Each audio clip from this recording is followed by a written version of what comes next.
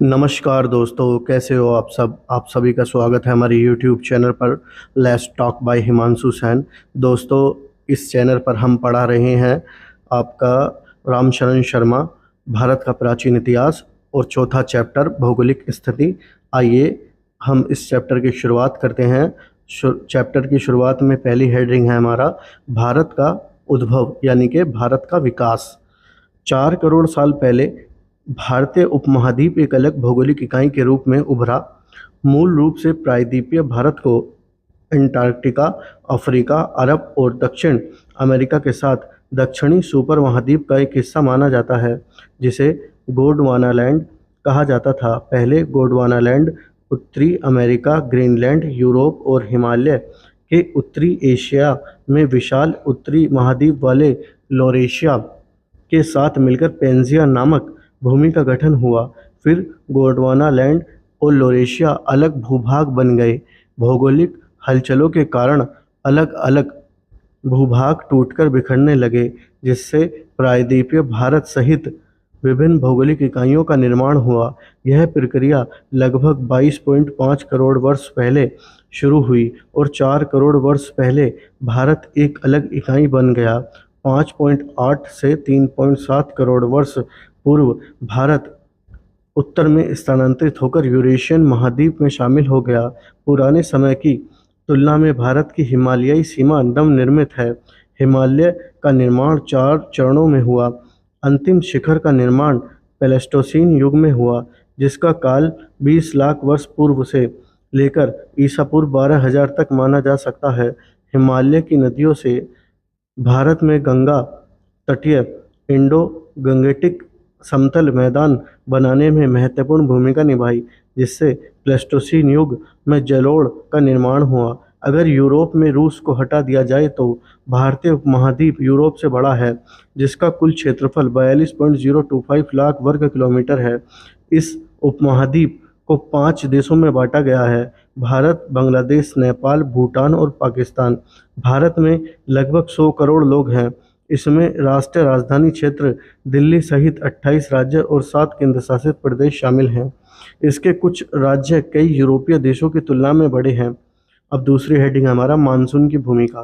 भारतीय महाद्वीप एक निर्धारित भौगोलिक इकाई है और बड़े पैमाने पर उष्णकटिबंधीय क्षेत्रों में स्थित है। मानसून ने भारत के इतिहास में महत्वपूर्ण भूमिका निभाई है। यहाँ दक्षिण पश्चिम मानसून जून और अक्टूबर के बीच रहता है और देश के प्रमुख हिस्सों में अलग अलग डिग्री में बारिश लाता है। प्राचीन भारत में सिंचाई महत्वपूर्ण कारक नहीं थी। कृषि में बारिश महत्वपूर्ण भूमिका निभाती थी। आज जिसे उत्तर भारत में खरीफ फसल के रूप में जाना जाता है, यह प्राचीन काल में मुख्य रूप से दक्षिण पश्चिम मानसून पर निर्भर थी। सर्दियों में पश्चिमी उद्दोलन के कारण उत्तरी भारत में बारिश आती है, जिससे गेहूं और जौ जैसे मुख्य फसल उगते हैं। प्रायद्वीपीय भारत के एक भाग में, विशेषकर तमिलनाडु के तटीय क्षेत्र में, मध्य अक्टूबर से मध्य दिसंबर तक मुख्यतः उत्तर पूर्व मानसून से बारिश होती है। पहली बार मानसून की दिशा पहली शताब्दी के आसपास खोजी गई। व्यापारी पश्चिमी एशिया और भूमध्य रेखा क्षेत्र से दक्षिण पश्चिमी मानसून के साथ सफ़र करते थे और भारत और दक्षिण पूर्व एशिया में आते थे। वे उत्तर पूर्व मानसून के आगमन के साथ ही पश्चिम की ओर लौट जाते थे। मानसून की खोज ने भारत को पश्चिमी एशिया, भूमध्य क्षेत्र और साथ ही दक्षिण पूर्व एशिया के साथ व्यापार करने और सांस्कृतिक संपर्क स्थापित करने के लिए सक्षम बनाया। अब हम आते हैं तीसरी हेडिंग पर, जो है उत्तरी सीमाएं। भारत देश उत्तर में हिमालय और अन्य 3 तरफ समुद्र से घिरा है। मध्य एशिया होते हुए साइबेरिया से आने वाले कड़ाके की ठंड से हिमालय देश की रक्षा करता है। यह उत्तरी भारत की जलवायु से पूरे साल काफ़ी गर्म रखता है। चूँकि समतल मैदानी इलाकों में बहुत ठंड नहीं पड़ती, इसलिए लोगों को भारी कपड़ों की ज़रूरत नहीं पड़ती और लंबे समय तक खुले में रह सकते हैं। दूसरा, हिमालय उत्तर से होने वाले आक्रमण को रोकने के लिहाज से पर्याप्त ऊंचा है। यह पूर्व औद्योगिक काल में विशेष रूप से सच था, जब संचार बहुत मुश्किल था। हालांकि उत्तर पश्चिम में हिमालय की दक्षिणी दिशा तक फैली सुलेमान पर्वत श्रृंखला को खैबर, बोलान और गोमल दर्रा से पार किया जा सकता है। सुलेमान पर्वतमाला किरियथारा पर्वतमाला द्वारा बलूचिस्तान में दक्षिण भाग से जुड़ी हुई है, जिसे बोलान दर्रा की तरफ से पार किया जा सकता है। इन दर्रों से भारत और मध्य एशिया के बीच दो तरफा यातायात प्रागैतिहासिक काल से जारी रहा। ईरान, अफगानिस्तान और मध्य एशिया के विभिन्न तरह के लोगों, आक्रमणकारियों और आप्रवासियों के रूप में भारत आए और भारत के लोग वहां गए। यहाँ तक कि हिंदुकुश, पश्चिम की ओर हिमालय प्रणाली विस्तार, इंडस और ऑक्सस सिस्टम के बीच कोई अविभाज्य बाधा उत्पन्न नहीं कर पाई। एक और दर्रे ने भारत को दूसरी तरफ से मध्य एशिया और पश्चिमी एशिया के बीच व्यापार और सांस्कृतिक संपर्क स्थापित करने में सुविधा बनाई। हिमालय में कश्मीर और नेपाल की घाटी बसी हैं। सभी तरफ से ऊंची पहाड़ियों से घिरी कश्मीर की घाटी ने अपनी अलग दुनिया विकसित की, लेकिन यहाँ कई दर्रों से पहुँचा जा सकता है। ठंड के कारण यहाँ के कुछ लोग समतल मैदानी इलाकों में जाने के लिए मजबूर हुए, जबकि ग्रीष्म ऋतु में इन मैदानी इलाकों के चरवाहों यहाँ आने को आकर्षित हुए। मैदानी इलाकों और घाटियों के बीच आर्थिक और सांस्कृतिक संबंध भी जारी थे। केंद्रीय एशिया और निकटवर्ती क्षेत्रों में बौद्ध धर्म के संचरण केंद्र बनने में इस पामीर पठार ने कोई अवरोध उत्पन्न नहीं किया। छोटे आकार की नेपाल की घाटी में कई दर्रों के कारण गंगा के मैदानी लोगों के लिए आवागमन सुलभ है। कश्मीर की तरह ही यह भी संस्कृत भाषा की समृद्धि का केंद्र बन गया। ये दोनों घाटियाँ संस्कृत पांडुलिपियों का सबसे बड़ा खजाना बन गईं। समतल मैदानी इलाकों की जलोढ़ मिट्टी पर बसे जंगलों की तुलना में हिमालय की तलहटी ने आसानी से रास्ता दे दिया। कम चौड़ाई के कारण इन क्षेत्रों में नदियों को पार करना आसान था और इसलिए प्राचीनतम मार्ग पश्चिम से पूर्व और पूर्व से पश्चिम में हिमालय के लिए तलहटी के किनारे और इसके ठीक विपरीत चलते थे। अंततः यह स्वाभाविक था कि सबसे पहले कृषि बस्तियां तलहटी और ऊपरी क्षेत्रों में बसाई गईं और व्यापार मार्ग के लिए तराई का इस्तेमाल किया गया। अब हम आते हैं अपना दूसरी हेडिंग पर, नई हेडिंग पर, जो है नदियाँ। ऐतिहासिक भारत का केंद्र इसकी महत्वपूर्ण नदियों से उभरा है, जो उष्णकटिबंधीय मानसून के बारिश में फली फूली। इनमें इंडस प्रणाली के मैदान, इंडो गंगेटिक विभाजन, गंगा बेसिन और ब्रह्मपुत्र बेसिन शामिल है। पश्चिम से पूर्व की ओर हम पाते हैं कि सालाना बारिश 25 से 250 सेंटीमीटर तक बढ़ जाती है। 25 से 37 सेंटीमीटर की बारिश पर आधारित इंडस की वनस्पति और संभवतः 37 से 60 सेंटीमीटर बारिश पर आधारित पश्चिमी गंगा का वनस्पति पत्थर और तांबे के औजारों से साफ हो सकती है और कृषि योग्य हो सकती है। लेकिन गंगा के मध्य में 60 से 125 सेंटीमीटर बारिश पर आधारित वनस्पति में यह संभव नहीं था कि 125 से 250 सेंटीमीटर वर्षा पर आधारित गंगा और ब्रह्मपुत्र की निचली वनस्पतियों के मामले में तो निश्चित रूप से संभव नहीं था। घने जंगलों वाले क्षेत्रों में जिनकी मिट्टी कठोर थी, केवल लोहे के औजारों की सहायता से ही सफाई हो सकती थी, जो बाद में उपलब्ध हो पाई। इसलिए कम बारिश वाले पश्चिमी क्षेत्र के प्राकृतिक संसाधनों का उपयोग पहले किया गया और बड़े पैमाने पर मानव बस्तियां आमतौर पर पश्चिम से पूर्व तक फैलीं। एक बार कृषि युक्त होते ही इंडस गंगेटिक के मैदानों में फसलों का भरपूर उत्पादन और संस्कृतियों के उत्तरोत्तर समर्थन मिला। इंडस और पश्चिमी गंगा के समतल मैदानी इलाकों में मुख्य रूप से गेहूं और जौ का उत्पादन होता था, जबकि गंगा के मध्य और निचले मैदानों में बड़े पैमाने पर चावल का उत्पादन होता था, जो गुजरात और विंध्य के दक्षिण में मुख्य आहार का स्रोत था। हड़प्पा संस्कृति इंडस घाटी में उत्पन्न और विकसित हुई। वैदिक संस्कृति उत्तर पश्चिम सीमा प्रांत और पंजाब में उत्पन्न हुई और पश्चिमी गंगा के बेसिन में इसका विकास हुआ। मध्य गंगा बेसिन में उत्तर वैदिक संस्कृति मुख्य रूप से लोहे के उपयोग के आधार पर छा गई। गंगा की निचली घाटी और उत्तरी बंगाल की तरफ वस्तुतः गुप्त काल में ध्यान गया और अंततः में पूर्व मध्यकाल में असम सहित ब्रह्मपुत्र घाटी का महत्व बढ़ा। शक्तिशाली शासकों ने इन मैदानी इलाकों और घाटियों के कब्जे के लिए लड़ाई लड़ी और विशेष रूप से गंगा यमुना दोआब सबसे प्रतिष्ठित और विवादित क्षेत्र साबित हुआ। नदियों ने वाणिज्य और संचार की धमनियों के रूप में सेवा की। प्राचीन समय में सड़कों का निर्माण मुश्किल था, इसलिए व्यक्ति और वस्तुओं का संचार नाव से होता था। इसलिए सैन्य और वाणिज्य परिवहनों के लिए नदी मार्ग वरदान साबित हुआ। स्पष्ट रूप से अशोक द्वारा निर्मित पत्थर के स्तंभों का नौका द्वारा देश के विभिन्न भागों में ले जाया गया था। संचार के लिए नदियों का महत्व ईस्ट इंडिया कंपनी काल तक जारी रहा। इसके अलावा नदियों ने पड़ोसी क्षेत्रों को जल से भरा और उन्हें उपजाऊ बनाया। उन्होंने नहरों में पानी की आपूर्तियों को भी नदियों से की थी। इन नदियों के जरिए बाढ़ भी आई, जिसने समय समय पर उत्तरी मैदानी इलाकों में शहरों और गांवों को नष्ट कर दिया और इसलिए कई प्राचीन इमारतों को पूरी तरह से बहा दिया और वे नष्ट हो गए। फिर भी हस्तिनापुर, प्रयाग, वाराणसी और पाटलिपुत्र जैसे महत्वपूर्ण शहर और राजधानी नदियों के तट पर स्थित थे। आधुनिक समय में शहरी क्षेत्र सड़क और रेलवे जंक्शनों पर औद्योगिक या खनन क्षेत्रों में स्थित है, लेकिन पूर्व औद्योगिक समय में ज़्यादातर शहर नदी किनारे और जंक्शनों प्रयोगों पर स्थित थे। कुल मिलाकर ये नदियां ही थीं जो राजनीतिक और सांस्कृतिक सीमाओं को रेखांकित करती थीं, जो पर्वतों द्वारा भी निर्मित थीं। इस प्रकार भारतीय प्रायद्वीप के पूर्व भाग में कलिंग के रूप में जाने वाला क्षेत्र उड़ीसा के तटीय क्षेत्र से होते हुए उत्तर में महानदी और दक्षिण में गोदावरी के बीच स्थित था। इसी प्रकार आंध्र प्रदेश मुख्यतः उत्तर में गोदावरी और दक्षिण में कृष्णा के बीच में है। ईसा युग की शुरुआत में सातवाहनों और अनेक उत्तराधिकारियों के समय कस्बे और बंदरगाहों की प्रमुखता के कारण इन दो नदियों द्वारा मुहाने पर बनाए गए डेल्टाई समतल मैदानों की महत्ता बढ़ गई। अंततः तमिलनाडु का प्रमुख भाग उत्तर में कृष्ण और दक्षिण में कावेरी के बीच स्थित था। दक्षिण में कावेरी घाटी लगभग वेगई नदी तक और उत्तर में दक्षिण पेनर नदी तक फैला हुआ था। इसने एक अलग भौगोलिक क्षेत्र का गठन किया और ईसाई युग की शुरुआत से थोड़ा पहले चोल शक्ति का केंद्र बन गया। यह क्षेत्र तमिलनाडु से भिन्न था, जिसमें ऊपरी क्षेत्र शामिल थे और चौथी छठी शताब्दी तक पल्लवों के अधीन यह प्रमुख हो गया। प्रायद्वीप का पूर्व भाग कोरोमंडल तट से घिरा है।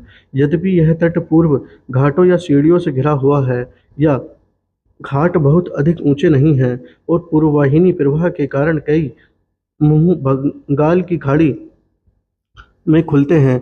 इस प्रकार प्राचीन समय में एक तरफ पूर्व तट और दूसरी तरफ आंध्र प्रदेश और तमिलनाडु के अन्य हिस्सों के बीच संचार मुश्किल नहीं था। कोरोमंडल तट पर अरेकमेंडु आधुनिक नाम महाबलीपुरम और कावेरीपत्तनम के बंदरगाह शहर स्थित थे। प्रायद्वीप के पश्चिमी भाग में ऐसी विशिष्ट क्षेत्रीय इकाइयाँ नहीं हैं। हालांकि हम उत्तर में तापी, दमन, गंगा और दक्षिण में भीमा के बीच महाराष्ट्र को स्थित मान सकते हैं। कर्नाटक का अधीनस्थ क्षेत्र भीम और उत्तर में कृष्ण के ऊपरी भाग और दक्षिण में तुंगभद्रा के बीच अवस्थित प्रतीत होता है। लंबे समय तक तुंगभद्रा ने उत्तर और दक्षिण में आक्रमणकारी शक्तियों के बीच प्राकृतिक सीमा प्रदान की। जिस प्रकार बादामी के चालुक्य और राष्ट्रकूट को तुंगभद्रा के दक्षिण में अपनी शक्ति का विस्तार करना मुश्किल हो गया, उसी प्रकार पल्लव और चोलों को उत्तर में अपने अधिकार विस्तार में मुश्किल आई। प्रायद्वीप के अत्यधिक दक्षिण पश्चिम के तटीय क्षेत्र आधुनिक राज्य केरल से घिरे हुए थे। प्रायद्वीप के पश्चिम भाग में समुद्र तट को मालाबार तट कहा जाता है। हालांकि तट के किनारे कई बंदरगाह और छोटे साम्राज्य बसाए गए। पश्चिमी घाटों के मुश्किल दर्रों को ना पार करने की वजह से महाराष्ट्र, कर्नाटक और केरल के आसपास के इलाकों से तटों के बीच संचार स्थापित करने में काफ़ी मुश्किलें आईं। उत्तर में इंडस और गंगा प्रणाली और दक्षिण में विंध्य पहाड़ों के बीच जमीन का एक विशाल हिस्सा है, जिसे अरावली पहाड़ों द्वारा दो इकाइयों में बांटा गया। अरावली के पश्चिम का क्षेत्र थार रेगिस्तान से घिरा हुआ है। हालांकि इस क्षेत्र में राजस्थान का एक हिस्सा भी स्थित है। प्राचीन समय में रेगिस्तान के विस्तार के कारण मानव बस्तियां असंभव थीं। हालांकि रेगिस्तान में बिखरे कुछ उपजाऊ वनस्पति जम गए थे। प्राचीन समय से ही ऊंटों पर रेगिस्तान को पार करना संभव रहा। राजस्थान का दक्षिण पूर्व हिस्सा प्राचीन समय से तुलनात्मक रूप से उपजाऊ क्षेत्र रहा और इस क्षेत्र में खैतरी तांबा खानों के अस्तित्व के कारण यह ताम्र युग में आबाद हो गया था। राजस्थान गुजरात के उपजाऊ मैदान से मिलता है, जो नर्मदा, तापी, माही और साबरमती के जल से सिंचित होता है। दक्कन पठार के उत्तर पश्चिम भाग के अंत में स्थित गुजरात में कम बारिश वाला काठियावाड़ प्रायद्वीप शामिल है। इस राज्य के तटीय क्षेत्र काफ़ी दांतेदार इंडेंटेड हैं और इसलिए कई बंदरगाहों की स्थापना के लिए उपयुक्त हैं। इसलिए प्राचीन काल से गुजरात अपने तटीय और विदेशी व्यापार के लिए प्रसिद्ध है। यहाँ के लोग उद्यमशील व्यापारी साबित हुए हैं। गंगा यमुना दोआब के दक्षिण में स्थित मध्य प्रदेश पश्चिम में चंबल नदी, पूर्व में सन नदी, दक्षिण में विंध्य पर्वत और नर्मदा नदी से घिरा है। इसके उत्तरी भाग में उपजाऊ समतल मैदान है। वर्तमान में मध्य प्रदेश देश का सबसे बड़ा राज्य है और मोटे तौर पर इसे दो भागों में विभाजित किया जा सकता है। पूर्व और पश्चिमी भाग। पूर्व हिस्सा ज़्यादातर विंध्य की पहाड़ियों से घिरा हुआ है। चौथी 5वीं शताब्दी में, पेज नंबर 36 है हमारा, गुप्त काल में यह क्षेत्र एक ऐतिहासिक महत्व रखता था। हालांकि पश्चिमी मध्य प्रदेश में मालवा शामिल है, जो 6ठी शताब्दी ईसा पूर्व से ऐतिहासिक गतिविधियों का केंद्र रहा है। मालवा गुजरात बंदरगाह के लिए एक महत्वपूर्ण परिक्षेत्र के रूप में इस्तेमाल होता था। मालवा और गुजरात को हथियाने के लिए दक्कन और उत्तरी शक्तियों के बीच कई युद्ध हुए।